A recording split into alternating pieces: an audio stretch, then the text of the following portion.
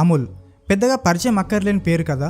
అసలు అమూల్ ఎలా స్థాపించారు, ఎలా ఎదిగిందనే కథ తెలిస్తే అన్నదాతలంతా కలిస్తే ఏం సాధించగలరో ప్రత్యక్ష సాక్ష్యం అమూల్ అని అంటారు. 1946లో అమూల్ స్టార్ట్ అయింది.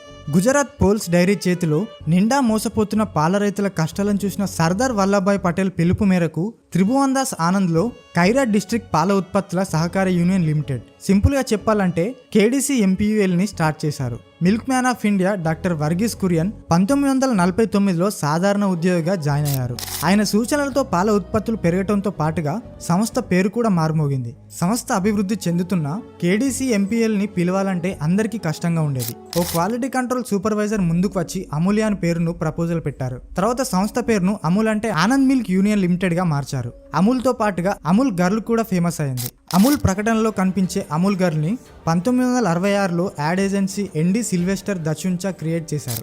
ఇది స్వీట్ అండ్ షార్ట్గా అమూల్ హిస్టరీ. మరి అమూల్ ప్రొడక్ట్స్లో మీకు ఇష్టమైంది ఏంటో కామెంట్ చేయండి.